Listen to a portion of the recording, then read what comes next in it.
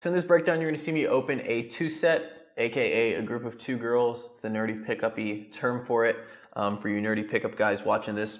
But this is just me going into the interaction, and I'm going to be using in this what I like to call boring guy game or regular guy game, just to show you guys that you don't have to be this sort of suave James Bond, like swaggery guy to get girls. You can be totally normal and what may even look like boring in some of these interactions between me and the girls and still get results. You'll see me still get numbers, you'll see the girls still be interested in the interactions, and you'll see a lot of the sub communications are there, which is why this still works. Because at its core, the formula or the building blocks of what a good interaction with a girl is are still present, even though it's not super flashy or super, crazy. It just shows that you can be pretty normal, almost even boring, and still get results with girls. So there's absolutely no excuse that, oh, my personality's not that good, I don't know how to say witty things. All of those things are really not as important as you might think, as you'll see from this infield. Do you guys know what's going on? No, we think someone got engaged. But Someone got engaged. there was like a girl with flowers and she had a pretty ring on. So. Damn, I missed it. I need to get a photo for my Instagram. Did you guys plan this? Plan what to watch? No, your outfits. Oh, no way. They said what? So you'll see I opened with the commentary conversation starter. There was a big group of people, it was like 20 people gathered, just over off frame over there.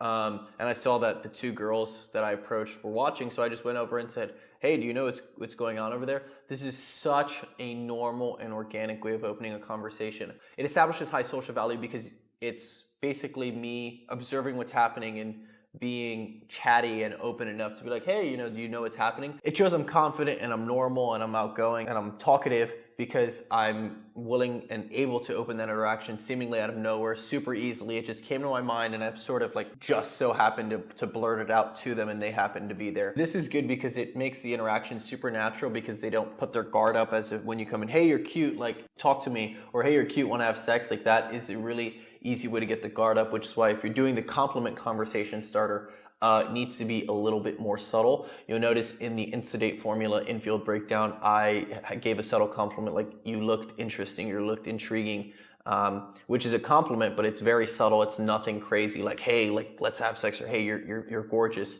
It didn't give too much power away. It was just super normal, super laid back. And opening this way makes it so the girl's guard isn't up, they're super open, and it makes for a good interaction moving forward.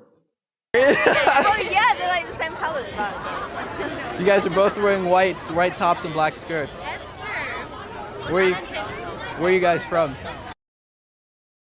I would have guessed Australian, Yeah, but everyone says that. I knew better. I was just in Sydney in Really? February. Yeah, on a surf trip. Have you guys been? Yeah. Not So you see, I immediately introduced the man-to-woman element, sort of me-you communication, by saying, did you guys plan this, as I look them up and down? Basically, they're wearing white tops and black skirts or black bottoms. So that's me, again, making a comment on what's going on. So it's natural and organic, but the fact that I'm making a comment about what they're wearing obviously subconsciously communicates that I'm looking at what they're wearing, which means I'm interested in their physical appearance and what they're wearing. And I say it with sort of a smile or a smirk on my face as I like check them out and I like make strong eye contact. Obviously not weird like, hey, did you plan this? You look quite swell today. It's just very normal, very laid back. But it's like, oh, so did you guys plan this? Like the sub-communication is there. It's very apparent that I'm sort of there with the thought in my head that they may or may not be romantically or sexually appealing to me, and I'm sort of exploring it and seeing how it goes.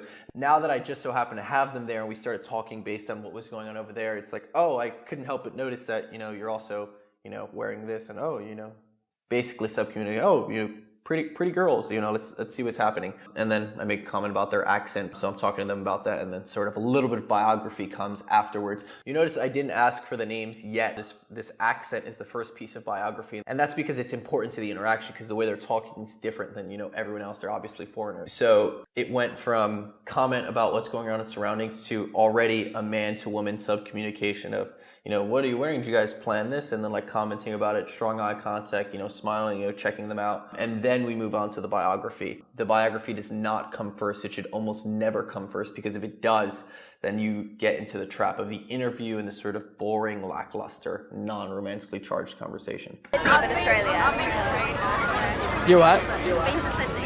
Oh, you have? Yeah. I stayed in Bondi. The surfing's amazing. That's so cool. Yeah. Are you from like New York? Yeah. I live in LA now. I'm back for a week just visiting family and stuff. But yeah. What brings you guys here to New York, aside from watching people get engaged? I'm visiting my sister. Got it. Oh, shit. You guys don't look alike. I know. We get that a lot. You guys look totally opposites. Are you sure one of you isn't adopted? Yeah, no.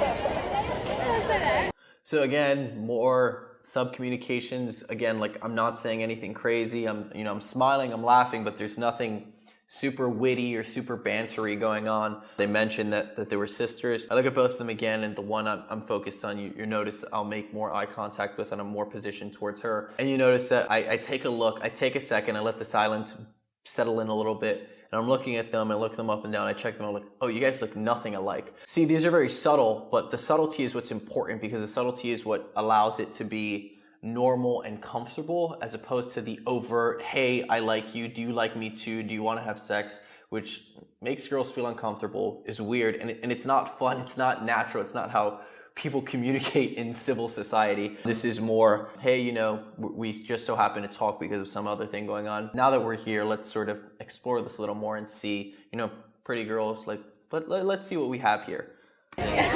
What brings you to New York? Do you work? So, Got it. having a holiday. Yeah. So it's important. You notice that when you're opening a group of two girls or a group of multiple people, you want to include the other people in the conversation. So your eye contact is wavering. Your eye contact is mostly focused on the one you're interested in. But when you're speaking to the greater group, you make eye contact with everyone else. You include them in the conversation, because the last thing you want is to, one, make the person feel uncomfortable and left out, because it's like, all right, well, this guy or these two are hitting it off and are gonna be flirting with each other, and I'm just sort of standing here twiddling my thumbs, not knowing what to do. So out of a courtesy, and also it's to your advantage to just include them in the conversation, because that's gonna, if that's the friend, that friend is gonna sign off on being okay with you and the girl continuing forward. The last thing you want is to not include the friend. The friend gets frustrated, and then she's like, all right, we're leaving, and like drags the friend away. Especially in a nightclub scenario or a night game scenario, the friends are ruthless. They will do that in a heartbeat. So you want to make sure, not just because it's the nice thing and it's the polite thing to do, but also because it works in your favor as well. But since it's a day game scenario, it's not as important, but you definitely still want to be inclusive, just so everyone's having a good time, the vibe is up, and everyone's investing in the conversation. Got it. Wow, I haven't heard the word holiday used like that in a long time. Till I was in... Yeah, people don't say that here in America. They say vacation. Oh, right. Okay, yeah. Yeah, it's weird. People only say holiday, and that's like a European thing.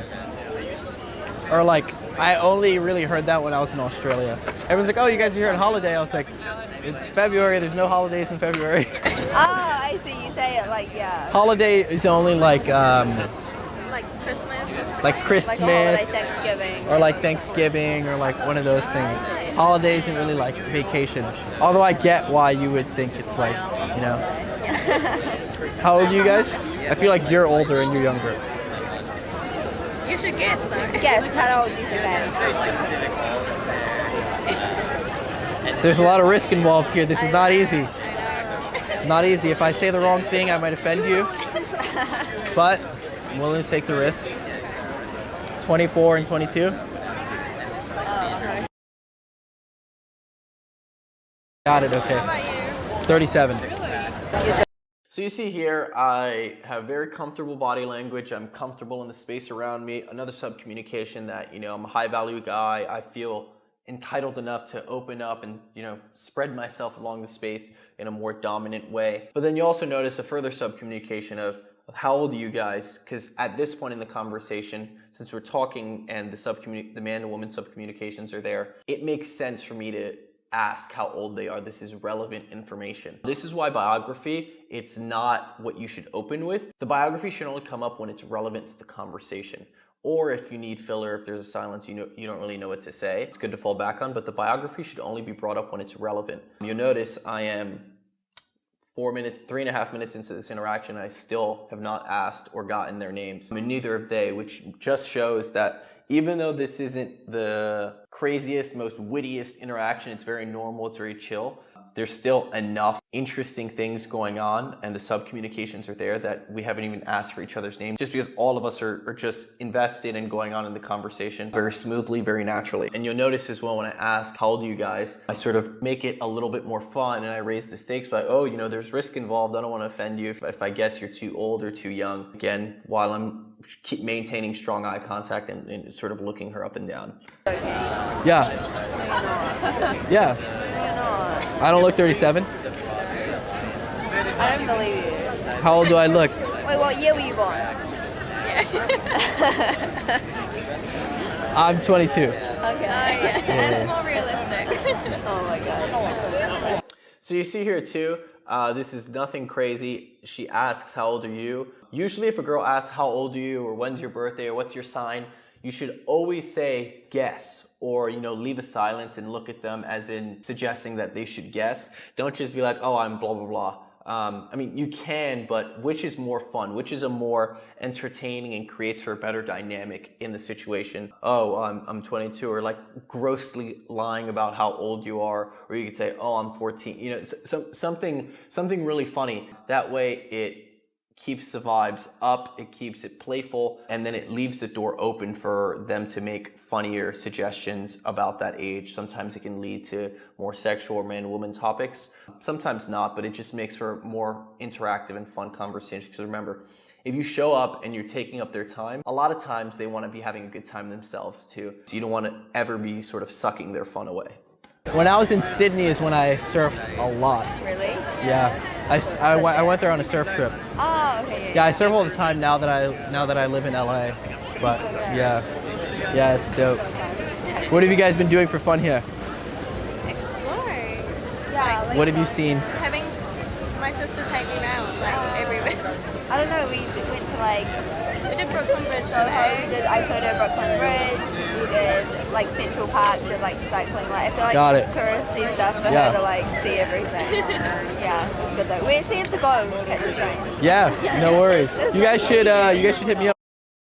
I can show you guys around, show you the Yeah. dope Wait, spots. do you have Instagram? I do, yes. So you see I skipped about a minute or so, more back and forth, personal information, nothing crazy. And you see after the personal but boring stuff, I immediately went to, what have you guys been doing for fun? Doing this because I'm realizing that I should probably start leaving the interaction soon, or I was ready to eject and I felt I had established enough rapport that I could go for the number soon, and pulling for an instant date with both of them isn't really ideal. So what I ended up doing here was I said, you know, what have you guys been doing for fun? Conceding the fact that I'm gonna go for the number or the Instagram and go with, you know, oh, we should blah, blah, blah, go do this fun activity or go out or whatever. You should hit me up and we should hang out when you guys are there. And then she closes me by saying, oh, what's your Instagram? And then we exchange.